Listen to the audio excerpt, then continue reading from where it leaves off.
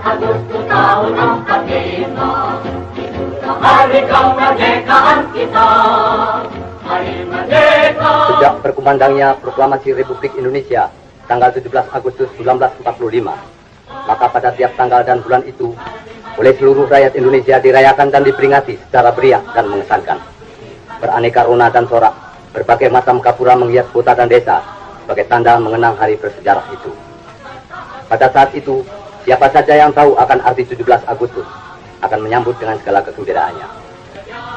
Membela negara kita, 17 Agustus tahun 45, hari kemerdekaan kita.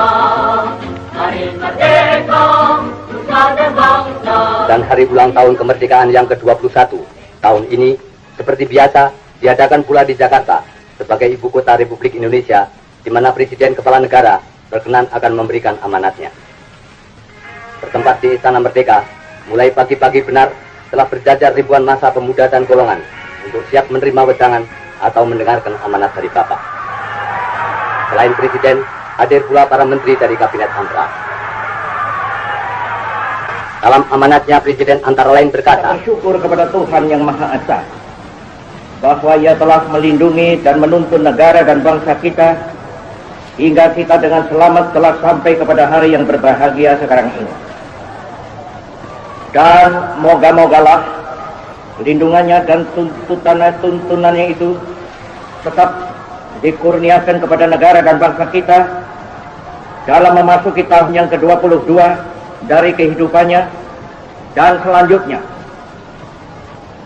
Lindungan dan tuntutan Tuhan itu sangat kita perlukan dan sangat kita mohonkan, sebab tiada sesuatu berjalan selamat tanpa ridhonya Tuhan Yang Maha Kuasa. Dan masa depan yang akan kita masuki sudahlah menampakkan gejala-gejala yang menunjukkan akan datangnya masa yang lebih berat. Selanjutnya, Bapak Presiden, pemimpin besar Revolusi Mandataris MPRS Bung Karno, menyatakan,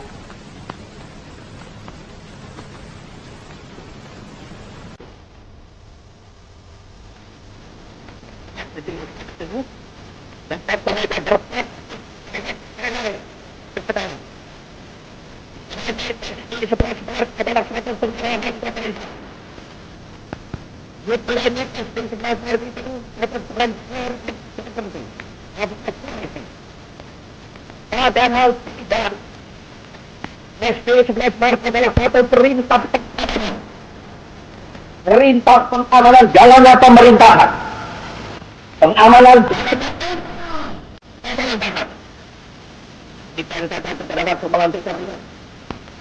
setelah itu juga perintah pengamanan keselamatan pribadi Presiden. Perintah pengamanan perintah pengamanan udara Presiden. Perintah dan Jenderal Soeharto telah mengerjakan perintah itu dengan baik. Dan saya mengucap terima kasih kepada Jenderal Soeharto akan hal ini.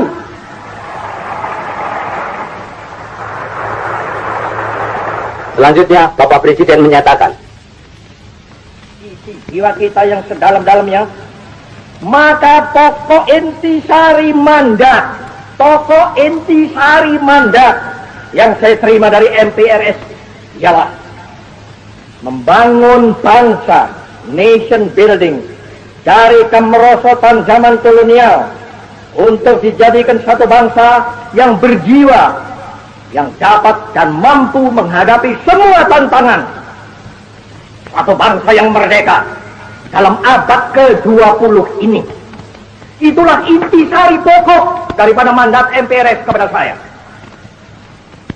Sesungguhnya toh bahwa membangun satu negara, membangun ekonomi, membangun teknik, membangun pertahanan adalah pertama-tama dan pada tahap utamanya membangun jiwa bangsa. Bukankah demikian? Sekali lagi, bukankah demikian?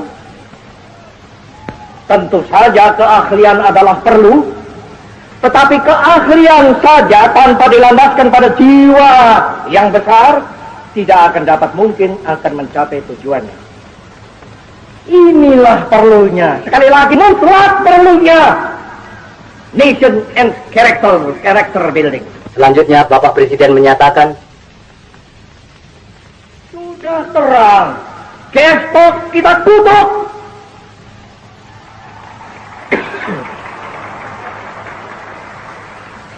Dan saya mengkutuk pula.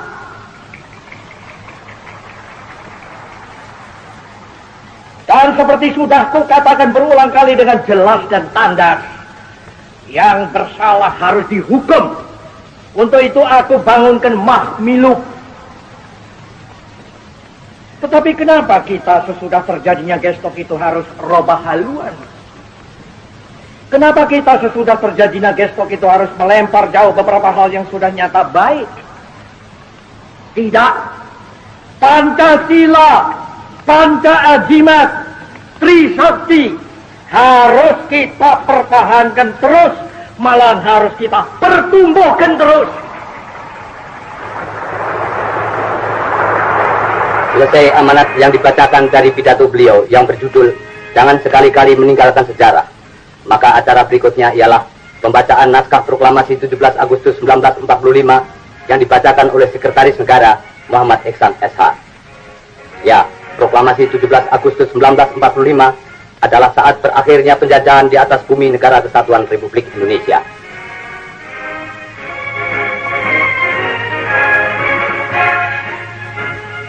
Lalu dengan khidmat oleh Menteri Agama Kiai Haji Saifuddin Zuhri dibacakan doa.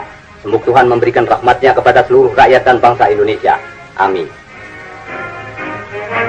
Selesai pembacaan doa, kita lihat kini di tengah lapangan beberapa pemuda dan pemudi dengan gagah dan tegap berbaris dengan rapi dan teratur membawa bingkisan sang saka merah putih.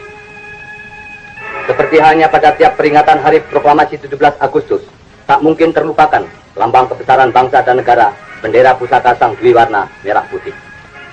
Ya, lambang kebesaran kataku, karena sang saka merah putih, ribuan nyawa pahlawan kemerdekaan bangsa bersayam abadi di atas pusara Ibu Pertiwi, dan kita kenang Jenderal Sudirman, Ki Hajar Dewantara, Sultan Syahrir, dan ribuan pahlawan kemerdekaan yang tak dikenal.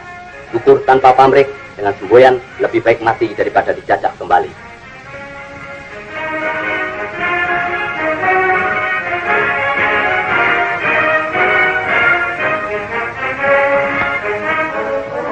Dan kini kembali bendera pusaka sang merah putih pada tanggal 17 Agustus tahun 1966 dikibarkan di hadapan ribuan rakyat dan beberapa perwakilan dari negara-negara asing dengan megah melambai-lambai menghias angkasa raya.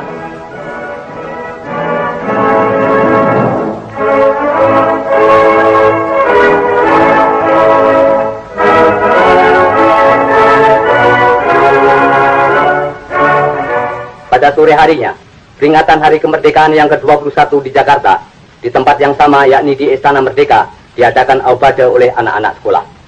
Dan sebagai akhir upacara peringatan 17 Agustus 1966, menggema berkumandanglah lagu Indonesia Raya, lagu keramat milik bangsa dan negara Indonesia, diikuti oleh jutaan jiwa dengan tekun, khidmat serta membesarkan hati nurani rakyat dari Sabang sampai Merauke, mengiringi turunnya sang saka dari tiang pengibaran.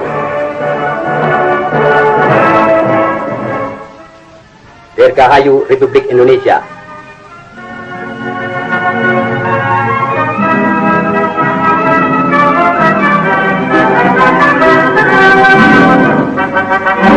Hidup bangsa dan rakyat Indonesia, merdeka untuk selama-lamanya.